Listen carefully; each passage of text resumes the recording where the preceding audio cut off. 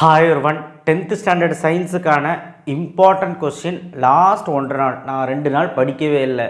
இப்போ இருந்து ஸ்டார்ட் பண்ணி இந்த மத்தியானத்துலேருந்து ஸ்டார்ட் பண்ணி நாளைக்கு நைட்டுக்குள்ளே நான் படித்தா ஃபுல் மார்க் எடுக்க முடியுமா? 75க்கு 75 எடுக்க முடியும், கண்டிப்பாக முடியும். இல்லை ஒரு 2 விஷயம், அந்த 1 மார்க் ஒன்றே தான் ட்விஸ்ட் பண்ணுவாங்க.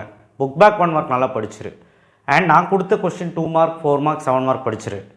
ப்ராப்ளம்ஸ் படிக்கலனாலும் பரவாயில்ல, உன்னால் 68லேருந்து 70 மார்க் எடுக்க முடியும் 75க்கு. ஓகேவா? ப்ராப்ளம்ஸ் நேற்று நைட்டே நான் கொடுத்துட்டேன், டிஸ்கிரிப்ஷன் பாக்ஸில் வைக்கிறேன். ப்ராப்ளம்ஸ் ஃபிசிக்ஸ் கெமிஸ்ட்ரியில் எதுலெல்லாம் வரும் அண்ட் ஹார்ட்ஸ் கொஸ்டின் அப்படிங்கிறது இந்த வீடியோலையும் கொடுத்துருக்கேன். ஹார்ட்ஸ் கொஸ்டின் படிக்காமல் போயிடாத. ஹார்ட்ஸ் கொஸ்டின் வந்து 7 மார்க்லேயும் வருது, 4 மார்க்கில் கம்பல்சரி வருது. ஹார்ட்ஸ் கொஸ்டின் வரும், கொஸ்டின் பேப்பரே வர மாட்டேது. ஹார்ட்ஸ் கொஸ்டின் படிச்சிருங்க, நான் கொடுக்குறேன். நான் சொல்கிறது கெமிஸ்ட்ரியில் அண்ட் ஃபிசிக்ஸில் நியூமெரிக்கல் ப்ராப்ளம், கெமிஸ்ட்ரிலையுமே அந்த ஆட்டம்ஸ் அண்ட் மாலிகுல்ஸ் சொல்யூஷன் லெசன்லையும் பிஹெச் ப்ராப்ளமும் நான் கொடுத்துருக்குறேன். இதெல்லாம் நேற்று நைட்டே கொடுத்துட்டேன், அது டிஸ்கிரிப்ஷன் பாக்ஸில் வைக்கிறேன். அதை படிச்சின்னா அந்த கம்பல்சரி 2 மார்க்கு 4 மார்க் எழுதிடலாம். இல்லை சார் அது வேண்டானா தியரி மட்டும் படிச்சுக்கனாலும் ஓகே. 75க்கு 68 70 1 மார்க் ஈஸியாக இருந்து 70 மார்க். ஓகேவா?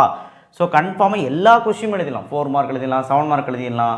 என்ன இந்த கம்பல்சரி மட்டும் எழுதணும் நியூமெரிக்கல் ப்ராப்ளம் நீங்கள் டிஸ்கிரிப்ஷன் பாக்ஸுக்கு பாருங்கள்.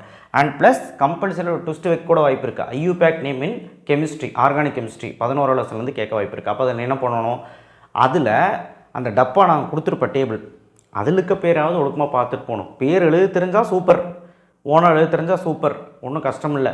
எழுத தெரிலனா அதில் இருக்க பேராவது பார்த்துட்டு போகணும், பார்த்துக்குங்க. ஸோ வழக்கம் போல் நான் வந்து சில கொஷின்ஸ் எல்லாம் விட்டுருப்பேன், பயப்படாத. அது வந்து ஒரு நல்லதுக்கு தான்.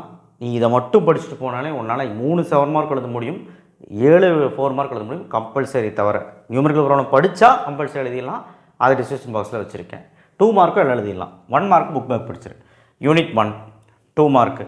லைக்கு வழக்கம் போல் தட்டி எழுப்புங்க. உங்களோட ஆதரவு எனக்கு எப்பவுமே தேவை. ஒரு 20,000 லைக் போடுங்க. 2 மார்க்கு ஃபஸ்ட் லெசனில் விட்டுறக்கூடாது. 4 மார்க்கு இதுலேருந்து கண்டிப்பாக ஒரு லாங் ஆன்சர் வரும்.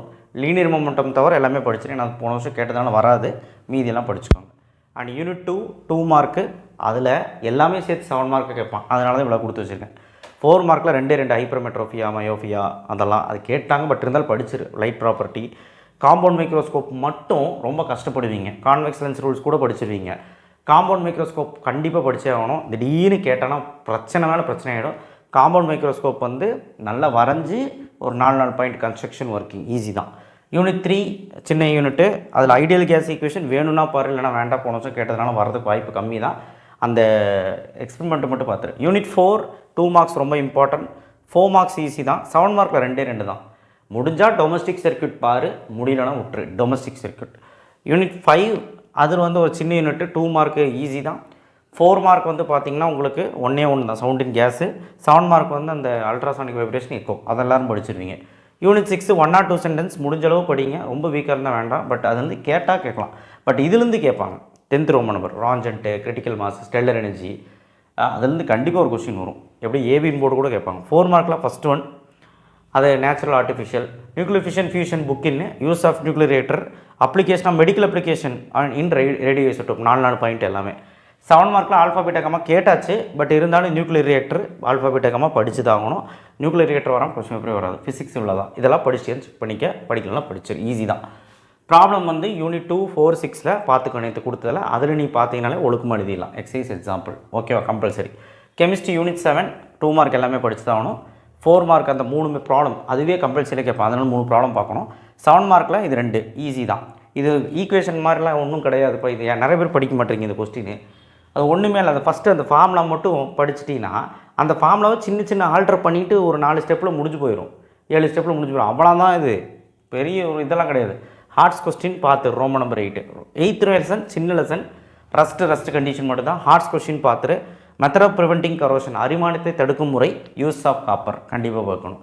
யூனிட் 9 2 மார்க்கு, அதில் ரொம்ப இம்பார்ட்டன்ட் 2 மார்க்கு பார்த்துருங்க. 4 மார்க்கு எல்லாமே ஈஸியான ஒரு 4 மார்க் தான். ஃபேக்டர் செப்டிங் சாலிபிலிட்டி நிறைய பேர் படிக்க மாட்டீங்க, படிச்சுக்கோங்க. அண்ட் மீதி எல்லாமே எல்லோரும் படிச்சிருவீங்க. இந்த 5வது 6வது ப்ராப்ளமும் சேர்த்திப்பார், அதுவே வந்தாலும் வரும் கம்பல்சரியில். அடுத்து யூனிட் ஹார்ட்ஸ் கொஸ்டின் பார்த்துரு. யூனிட் 10 2 மார்க்கு நான் சொல்லியிருக்கேன். 4 மார்க் வந்து பார்த்திங்கன்னா ஈஸி தான். தெர்மோலிசிஸ் ரியாக்ஷன் அந்த கொஸ்டின், அதுக்கப்புறம் கேட்டஸ் of chemical equilibrium, reversible combination reaction. 7 மார்க்கில் வந்து double displacement reaction, pH easy தான். PH problem exercise and example எல்லாமே பார்த்துட்டு நம்ம நடத்தியிருக்கிறோம் போன வருஷம். அந்த வீடியோ நிறைய பேர் பார்த்துட்டு தான் இருக்காங்க. ஸோ அதில் இருக்கிற மாதிரி போட்டாலும் போதும், ஈஸி தான். யூனிட் 11 ஒரு சின்ன யூனிட்டு. 2 மார்க்கில் வந்து பார்த்திங்கன்னா 2 4 மார்க்கில் வந்து பார்த்திங்கன்னா இதெல்லாம் ஒரு 3 கொஸ்டின். 7 மார்க்கில் எத்தனாலும் cleansing action soap HOTS question ரெண்டுமே ரொம்ப இம்பார்ட்டன்ட், கம்பல்சரியில் கேட்க வாய்ப்பு இருக்குது. எத்தனால் மேனுஃபேக்சர் பெருசாக இருக்குது படிக்க முடியலன்னா ஷார்ட்டாக படிச்சுட்டு அந்த ஈக்குவேஷன் மட்டும் கேட்டாலும் ஹெட்டிங் கரெக்டாக போடும், மார்க் கிடச்சிடும். கிளென்சிங் ஆக்ஷன் சோப்பு ஈஸி, புரிஞ்சு எழுதுனா போதும், ஒரு 2 பாயிண்ட்டு. அடுத்து பயாலஜி 12th லெசன் எல்லோரும் படிச்சிருப்பீங்க. மோனோகோட் டைகோட் அரபிக் அண்டர்வே கொடுக்கல, ஏன்னா போன வருஷம் கேட்டாங்க, முடிஞ்சால் படிச்சிரு, மீதெல்லாம் ஈஸி தான். 13th லெசனும் எல்லோரும் படிச்சிருப்பீங்க. 5th ரோன் ஓவரில் அந்த 1 or 2 சென்டென்ஸ் அந்த டென்டல் ஃபார்ம்லாம் அதெல்லாம் பார்த்துட்டு 4 மார்க்கில் லீச்சு பேராட்டிசைடோட லீச்சு, அப்புறம் அந்த கேட்ரிஜ் ரிங்கு. 7 மார்க்கில் ரேபிட். அடுத்து யூனிட் 14லேயுமே நான் கம்மியாக தான் கொடுத்துருக்கேன். கொஹஷன், ஆர்ஹெச் ஃபேக்டர் டிஸ்கவர்டு இதெல்லாம் தான் கொடுத்துருக்கேன். Heart valve. 4 மார்க்கில் வந்து ஆர்டரி வெயின், சிஸ்டமேட்டிக் சர்க்குலேஷன் அந்த இது. அதுக்கப்புறம் வந்து பார்த்தீங்கன்னா ரோமன் நம்பர் 8ல் 3rd one. 7 மார்க்கில் வந்து பிளட்டு டிரான்ஸ்பரேஷன் பெருசாக ஒன்றும் கொடுக்கல, ஓகேவா, அதனால் படிச்சிடலாம். யூனிட் 15 வந்து பார்த்திங்கன்னா 2 மார்க் மட்டும்தான். 4 மார்க்கில் அந்த 7th roman number first one neuron கிடையாது, நியூரான் வராது, நியூரான் டயக்ராம் மட்டும் பார்த்துக்கோங்க, போன வருஷம் வந்துருச்சு. Roman number 7 first one, roman number 8ல் 6th one கிளாசிஃபை நியூரான் எல்லோரும் படிக்கணும். யூனிட் 16 1 or 2 சென்டென்ஸ் கண்டிப்பாக படிக்கணும் நியூ வர லெசன்ஸ் எல்லாம், ஏன்னா அதுலேருந்து 7 மார்க் கேட்குறாங்க, ஏபின்னு போட்டு. ரோமன் நம்பர் 7ல் 2 மார்க் படிச்சிரு.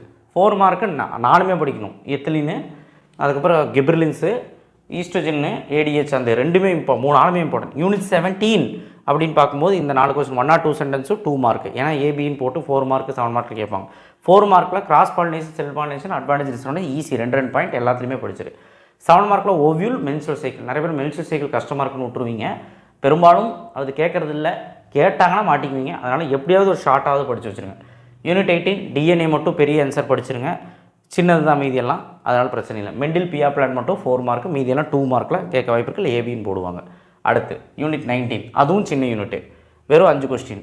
எத்தனோ பாட்னி, கிவி, ஆர்டரி, அந்த ஆர்கியோபெட்டிக்ஸு, அதுக்கப்புறம் ஏஜ் ஆஃப் ஃபோசல் ஃபியூலு, அதெல்லாம் தான். ஸோ இது நீங்கள் படிச்சிருங்க. Homologous analogous. Unit 20 1 or 2 sentence கொடுத்துருக்கிறேன், 2 மார்க்ஸ் கொடுத்துருக்கேன். நிறைய டிஃப்ரென்ஸ் இருக்குது. Outbreeding, inbreeding, differentiated cell, non differentiated cell, somatic cell gene therapy, germline gene therapy கண்டிப்பாக அதெல்லாம் கேட்பாங்க. அண்ட் ரோமன் நம்பர் 8ல் 1-5 அது ஹைப்ரிட் விகர், அதுக்கப்புறம் இம்பார்ட்டன்ஸ் ஆஃப் பயோடெக்னாலஜி. யூனிட் 21 ஃபுல்லாக படிச்சிரு, 2 மார்க் 4 மார்க் 7 மார்க். ஏன்னா ஹெல்த் அண்ட் டிசீஸ் பொறுத்த வரைக்கும் ஒன்றுமே கிடையாது, நீ சும்மா கலக்கத்தையே எழுதலாம். 2 மார்க் வந்து புரிஞ்சு படித்த மிட்டாசிஸ்னா என்ன, சைக்கோட்ரோபிக் ட்ரக்ஸ்னால் என்ன, ஸோ ஒபிசிட்டி ஃபேக்டர்ஸ் என்ன, இதெல்லாம் ஈஸிங்க. 4 மார்க்கில் வந்து HIV transmission, cancer cell, normal cell, insulin type 1 type 2, அதுக்கப்புறம் வந்து பார்த்திங்கன்னா கார்டியாலஜி, அந்த கார்டியா அரெஸ்ட் ஆகாமல் இருக்க என்னெல்லாம் பண்ணணும், கார்டியோவாஸ்குலர் டிசீஸ் வராமல்.